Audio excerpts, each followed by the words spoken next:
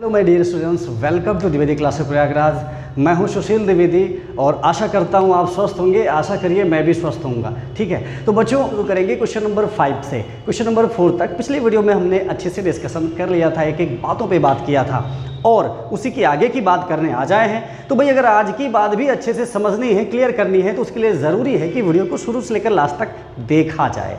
ठीक है, और अगर चैनल को अभी तक सब्सक्राइब नहीं किया है तो सब्सक्राइब कर लें और नोटिफिकेशन बेल को भी प्रेस कर लें, ताकि जैसे ही वीडियो आए आपको जानकारी मिल जाए और आपकी बढ़िया से तैयारी इस चैनल पे होती रहे। Because no confusion, only solution यहाँ पे मिलता है। तो चलिए शुरू करेंगे। नंबर 5 क्या है? क्वेश्चन नंबर 5 कह रहा है, for the matrices A and B prove that A B dash is equal to B dash A dash. ठीक है, यानी कि दो मैट्रिक्स आपको दिए हैं, ए दिया है और बी दिया है। उन दोनों के प्रोडक्ट का जो ट्रांसपोज है यानी परिवर्त है, वो उन दोनों मैट्रिसेस के अलग अलग ट्रांसपोज के प्रोडक्ट के इक्वल है। लाइन बड़ी हो रही ना, कोई बात नहीं, अभी लिख के बता देता हूं। ठीक है, तो चलिए देखते हैं बारी बारी से। यहाँ पे दो पार्ट बच्चों दिए हुए हैं, दोनों पार्ट बिल्कुल एक ही तरह से हैं। एक पार्ट भी मैं समझा दूंगा तो दूसरा आप यूं कर लेंगे। चलिए यहाँ पे फर्स्ट पार्ट सबसे पहले हम ट्राई करते हैं और देखते हैं कि जो वेरीफाई करना है, क्या वेरीफाई करना है, A B dash will be equal to B dash A dash, इसके इक्वल आता है कि नहीं? आना तो पड़ेगा भाई, प्रूव करना है तो निश्चित रूप से आना ही है। ठीक है, तो चलिए अब जरा सा देखिए, क्वेश्चन देख के हमें पता चलता है कि अगला स्टेप हमारा क्या होने वाला है ना। अब जैसे यहाँ पे लिखा हुआ है ए बी होल डैश, तो भाई होल डैश तो तब मिलेगा जब ए बी पता हो, और ए बी कब मिलेगा? जब ए का बी से हम प्रोडक्ट निकालें। तो भाई देखो ए भी है बी भी है, देर किस बात की। चलिए ए बी निकालते हैं। यहाँ पे हमने क्या किया, यहाँ से ए बी निकाला और ए यहाँ पे दिया है 1 -4 3 एंड बी दिया हुआ है -1 2 1। इसको देख के तो पहचान गए होंगे, इसको कॉलम मैट्रिक्स और इसको रो मैट्रिक्स कहते हैं। याद है पहले बेसिक वीडियो में मैंने बताया, मैट्रिक्स जिसमें एक ही कॉलम हो उसे कॉलम मैट्रिक्स और एक ही रो हो उसे रो मैट्रिक्स कहते हैं। और मल्टीप्लाई कैसे करना है, ऐसा हम पिछले वीडियोस में बहुत अच्छे से डिस्कशन कर चुके हैं। सो कोई दिक्कत की बात नहीं, वो आपको मालूम होना चाहिए। 1 × -1 this is -1 × 2 2 and 1 × 1 1 -4 × -1 this is +4 -4 × 2 -8 and -4 × 1 -4। अब लास्ट वाले की बारी है। 3 × -1 -3 3 × 2 6 3 × 1 3। तो हमने यहाँ पे क्या निकाल लिया, ए बी निकाल लिया है। अभी और किसकी ज़रूरत है? उसकी हमें ज़रूरत है ए बी डैश की, क्योंकि उसी की इक्वल में तो दिखाना है भाई, प्रूव करना है। तो ए बी डैश जो हो जाएगा बच्चों, इस मैट्रिक्स का जो रो है उसे आप कॉलम या फिर कॉलम को रो में बदल लीजिए। यही तो होता है ट्रांसपोज ऑफ अ मैट्रिक्स या परिवर्त आव्यूह। तो ये बच्चों जो रो है इसको मैंने कॉलम के स्थान पे बैठा दिया। -1 2 1 and this is 4 -8 -4 and this is -3 6 3। ये देखिए हमने ए बी डैश निकाल लिया है। अब क्या करना है, अब हमें बी डैश और ए डैश का प्रोडक्ट निकालना है और देखना है कि क्या इसके इक्वल आता है। तो सबसे पहले यहाँ पे बी दिया है, हम बी डैश निकाल लें। अब ये जो रो बना हुआ है ना, कॉलम हो जाएगा -1 2 1। ठीक है, और ए डैश लेंगे तो ये जो कॉलम बना हुआ है ये रो बन जाएगा। क्या हो जाएगा? 1 -4 3। ठीक है, तो हमने बी डैश भी निकाल लिया और ए डैश भी निकाल लिया है। ठीक है, सो अभी क्या करना है हमको, बी डैश इंटू ए डैश निकालना है। तो बी डैश इंटू ए डैश के लिए जैसा कि आप यहाँ देख रहे हैं, -1 2 1 एंड बी यहाँ पे 1 -4 3। इसी तरीके से रख दिया और मल्टीप्लाई का भी वही तरीका है जो अभी ऊपर हमने किया है।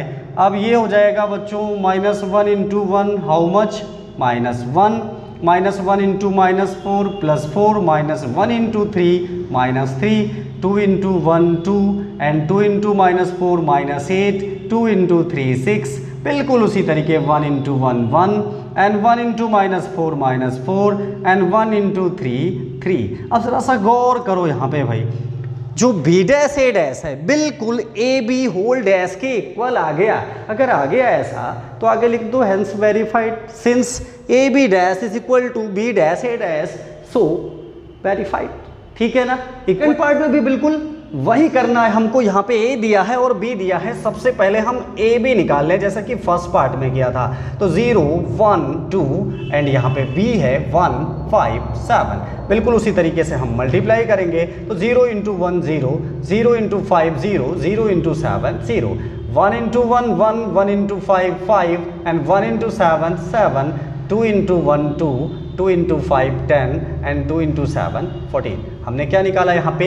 ए बी निकालना। हमें ज़रूरत है ए बी डैश की, यानी इसकी ट्रांसपोज की। तो चलो भाई वो भी निकाल लेते हैं। तो A B whole dash is equal to क्या होगा? वही ये जो रो है कॉलम बन जाएगा 0 0 0 एंड ये 1 5 7 और ये हो जाएगा 2 10 14। ठीक है, ये यहाँ पे ऐसे। तो ए बी होल डैश हमने निकाल लिया है। अभी बारी है बी डैश ए डैश के प्रोडक्ट निकालने की। तो सबसे पहले बी डैश की मैं बात करूं तो ये जो 1 5 7 रो बना हुआ है यहाँ पे कॉलम बन जाएगा, और ए डैश की बात करूं तो यहाँ पे जो कॉलम बना हुआ है वो रो बन जाएगा 0 1 2। और अभी क्या करेंगे? इसका प्रोडक्ट निकालेंगे बी डैश ए डैश। तो बी डैश यहाँ पे है 1 5 7 और ए डैश ये है 0 1 2। अब हम मल्टीप्लाई करके देखेंगे बिल्कुल पिछले क्वेश्चन की तरह। ठीक है, अब ये क्या हो जाएगा? 1 × 0 0, 1 × 1 1, 1 × 2 2, बिल्कुल इसी तरीके 5 × 0 0, 5 × 1 5 एंड 5 × 2 10, 7 × 0 0, 7 × 1 7, 7 2 14। ये देखिए बी डैश ए डैश है और ये है ए बी होल डैश। आप देख लीजिए बिल्कुल हुबहू मैच कर रहा है, हैंस वेरीफाइड। यही तो हमें वेरीफाई करना था कि जो ए बी डैश है वो इक्वल होगा बी डैश ए डैश की, और ए और बी दो मैट्रिक्स हमें यहाँ पे दे दिया था, उनको हमने लिया, उनकी हेल्प से हमने यहाँ पे वेरीफाई कर दिया। क्वेश्चन नंबर 6 हमारा क्या कह रहा है? कह रहा है कि if A is equal to cos alpha sine alpha minus sine alpha cos alpha then verify that A dash A is equal to I. I क्या होता है? आइडेंटिटी ऑफ अ मैट्रिक्स, यानी कि तत्समक आव्यूह। 2/2 और 3/3 में आई की वैल्यू अलग अलग होती है, जिसका अगर वैल्यू निकाला जाए तो 1 ही होता है। ठीक है, अब यहाँ पे दो पार्ट दिए हैं बच्चों और दोनों पार्ट बिल्कुल एक ही तरीके से हैं। ठीक है, तो फर्स्ट पार्ट मैं आपको बताता हूँ, सेकंड पार्ट आप बिल्कुल कर लेंगे क्योंकि कुछ भी चेंज नहीं है, सेम उसी तरीके से। पार्ट मैंने यहाँ पे लिख दिया है ए इज इक्वल टू ये दिया है और प्रूव करना है A dash A is equal to I. अब क्वेश्चन ही हमें रास्ता दिखाएगा। रास्ता क्या दिखा रहा है?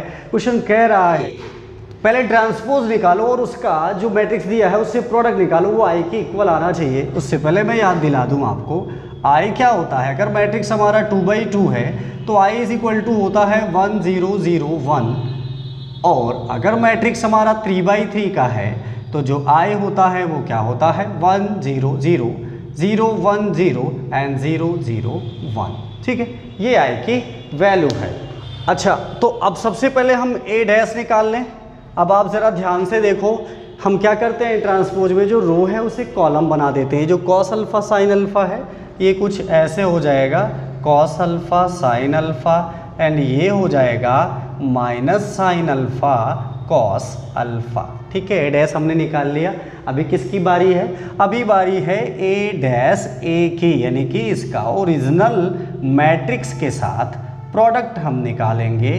ठीक है, तो यहाँ पे minus sine alpha and into यहाँ पे क्या है? कॉस अल्फ़ा, और ए हमारा ये सामने आपके लिखा हुआ है, क्या है? Cos alpha minus sine alpha and this is sine alpha, और नीचे है कॉस अल्फ़ा। ठीक है, ये यहाँ पे है।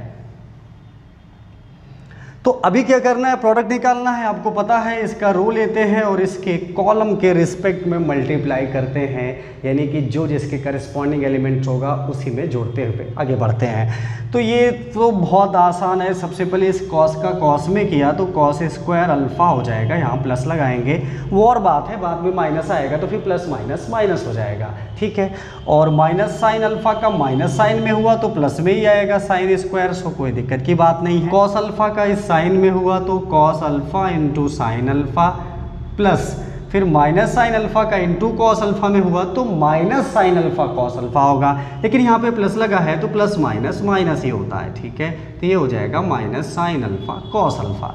बिल्कुल यही काम अब इसके लिए होगा। कॉस का साइन में हुआ तो साइन अल्फ़ा कॉस अल्फ़ा, ठीक है, और कॉस का साइन में हुआ तो फिर से प्लस माइनस माइनस, और यहाँ पे क्या आ जाएगा साइन अल्फ़ा कॉस अल्फ़ा।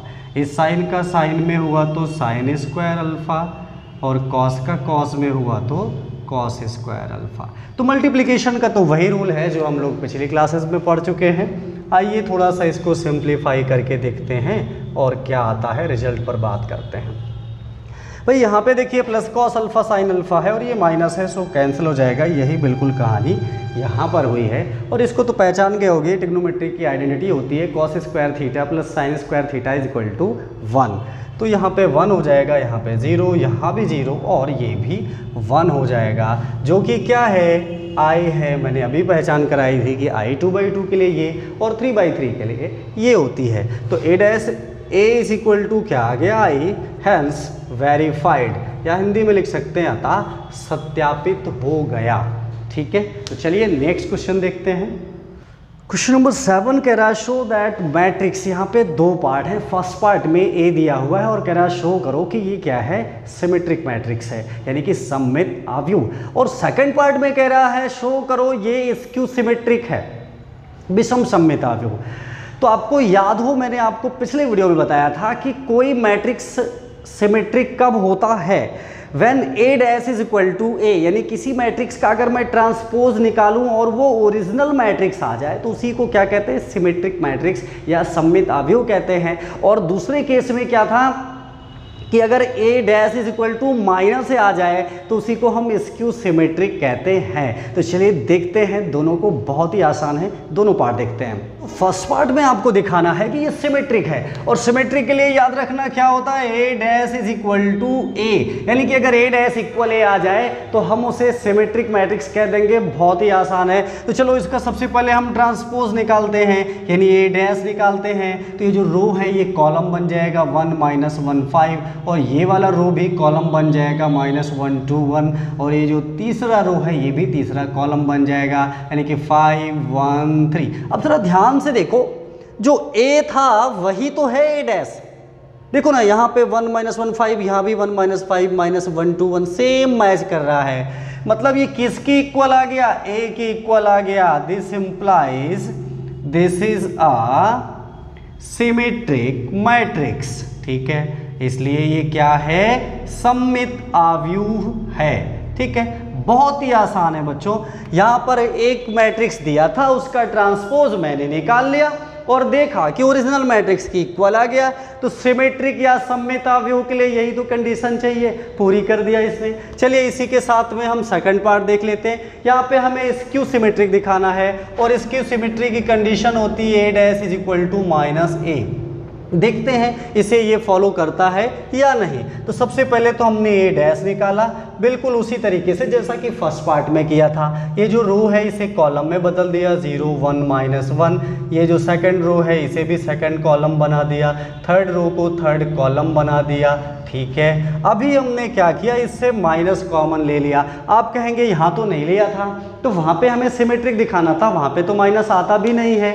पर यहाँ पे हम माइनस कॉमन लेंगे, फिर चेक करेंगे कि क्या वो ए के इक्वल है। अगर है तो मतलब -a हो जाएगा वो, और वेरीफाइड हो जाएगा। ठीक है, सो यहाँ पे मैंने जब माइनस कॉमन लिया तो बच्चों जितने भी एलिमेंट है ना सभी के साइन चेंज हो जाएंगे। जो प्लस में है वो माइनस, और जो माइनस में है वो प्लस। 0 की अलग बात है भाई, 0 में कोई साइन न पहले था न भी आगे आना है। तो ये 0 और ये -1 की जगह +1, और ये +1 की जगह -1।